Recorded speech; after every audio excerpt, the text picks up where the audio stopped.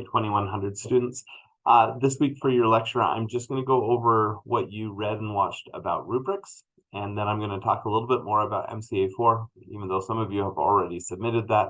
I wanted to let you know just some of the things that I've observed on those that have been submitted, as well as what I've seen with my face-to-face classes. So just some tips and pointers I'll drop in at the end of that. So in what you learned about formative assessments, especially, I got a bunch of questions that I want to address. So I'm just going to go down my list. What are the best formative assessments for each grade level? That depends on what you're trying to accomplish and what your class is like. So can you do a thumbs up, a thumbs down in any grade level? Yes, I do it with my college students all the time. It also works with kindergartners. Now, obviously, there are a bunch of things that don't work with kindergartners because they're not writing yet. And so, you're going to adapt and use what you can, but doing interviews, having dipstick kind of things, those are going to work with most grade levels, all the way up through university teaching. And so the nice thing about formative assessment is it's usually designed to get a quick read on how much the students understand, not to sit down and have to analyze a ton of data, although you might do that. So, for example, some formative assessment I use is after you watch this lecture, you write a reflection. And I use that kind of as an exit ticket that gives me a general sense of what you've been learning and what questions you have. Now, I actually do read all those and I analyze them, and then I often will either revise my curriculum for the next time I teach it. So I'm going to change my lesson plans, or I'll drop something in the next week's lecture, or even adapt readings to accommodate your needs. And so you can be very intentional, but that's going to take more time to do it that way.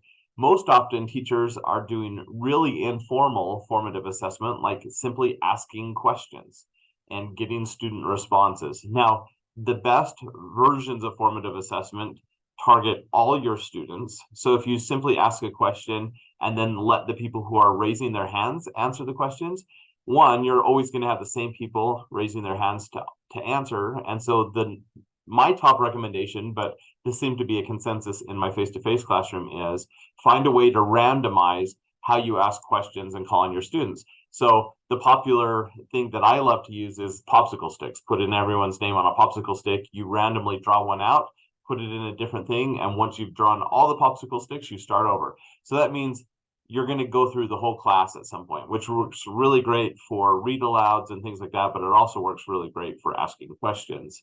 You can also use a randomizer online. You can have a student job where they feed you a random list. There are so many things you can do, but asking a question and then getting the pulse of the class by getting a response from a handful of students is often a lot quicker than having everyone write it down, even on a post-it note or a whiteboard on their desk, and you come around and observe.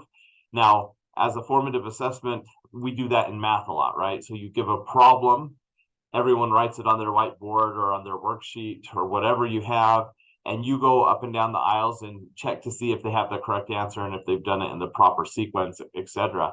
That's going to work really great in the middle of a lesson, but there are a lot of things you can do. All right, next question. What formative assessments don't require materials or grading? We've already covered that a little bit. Asking questions, doing thumbs up, thumbs down, having peers interview each other, and then taking a sample from the class. None of those require a lot of extra materials or grading. What if your students never talk to each other?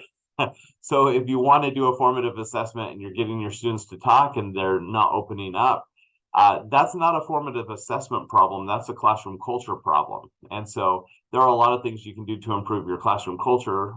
Some of the easiest things are icebreakers, right? So if you want to get your students to talk, ask them a very low stakes question that doesn't have a right or a wrong answer. What's your favorite television show? What's your favorite Ninja Turtle and why, etc. So you ask a question like that, they get talking, then you work your way up to what is the unknown variable in this equation, and getting people to respond. Using something like think, pair, share is often helpful because they have a chance to think about it on their own first, talk to their partner or their small group in a low stakes environment, But once they've done both of those things, everyone should have a response ready to share with the teacher or with the class. And so there are a lot of things you can do to improve your classroom culture so everyone feels comfortable sharing. Do all students need the same assessment? Meaning, if you're going around and you want to get a read on the class and you feel like some will respond better to an interview type formative assessment while others might want to write it down, yeah, you can customize that to the individual needs of your class. That just takes more time and effort. And so I think typically you're going to use the same formative assessment for all of your class. But if that particular kind of assessment that you're using isn't working very well, then you try something else. And can you make exceptions? Of course. If you want to switch things up and have some people respond verbally, so you can either share it with someone else or you can write it down. That's going to work some of the time, but you need to kind of take a read on your class. That gets me through most of my formative assessment notes. A few words about rubrics. So I've been observing as these lesson plans are coming in. Remember, you're only doing that first column, beginning, middle, and end.